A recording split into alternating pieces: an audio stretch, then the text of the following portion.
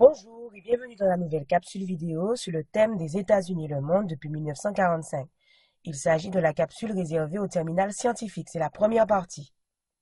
Depuis la fin de la Seconde Guerre mondiale en 1945, les États-Unis parviennent à s'imposer comme une puissance dominante à l'échelle du monde.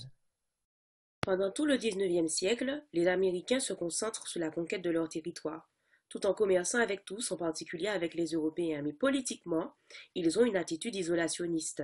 Cette attitude est inspirée de la doctrine Monroe, qui refuse l'ingérence européenne sur le continent américain et exclut en échange une intervention américaine en Europe. Les États-Unis se disent prêts à intervenir uniquement sur le continent américain. C'est dans cet esprit qu'ils chassent les Espagnols de Cuba en 1898. Une première rupture se produit en 1917 quand le pays déclare la guerre à l'Empire allemand. À partir de 1941, les États-Unis s'engagent définitivement dans une politique extérieure interventionniste. Alors, comment les États-Unis se sont-ils imposés comme première puissance mondiale depuis 1945? Grand 1. Les États-Unis au début de la guerre froide de 1945 à 1962. Grand A. L'après-guerre et la construction des blocs. Après la Seconde Guerre mondiale, les États-Unis apparaissent comme les chefs du monde libre dans la guerre froide naissante. En effet, en 1945, les États-Unis sont un pays triomphant. La guerre a conforté leur statut de puissance mondiale.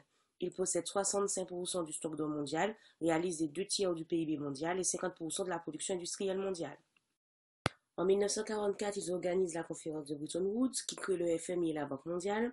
Le dollar devient la monnaie internationale des échanges. En 1948, ils sont à l'origine des accords du GATT. Sur le plan politique, les États-Unis renoncent définitivement à l'isolationnisme. Harry Truman se lance directement dans la guerre froide.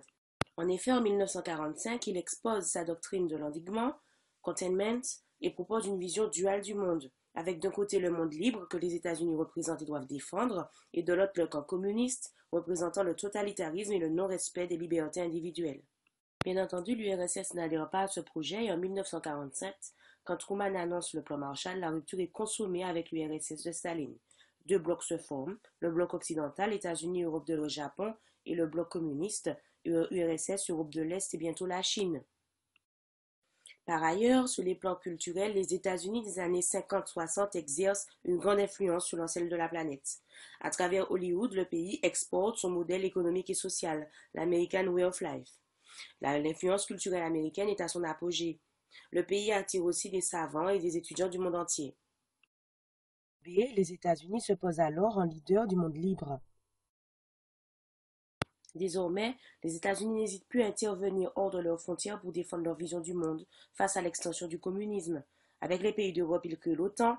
À la suite de la crise de Berlin de 1948-1949, en Asie, ils interviennent militairement au cours de la guerre de Corée de 1950 à 1953.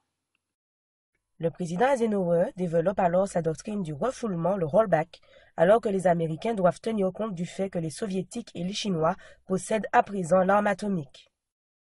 Partout dans le monde, les États-Unis concluent des alliances défensives avec leurs alliés. L'OTAS, l'ANZUS, le pacte de Bagdad ou encore le pacte de Rio. C'est ce qu'on appelle la pactomanie.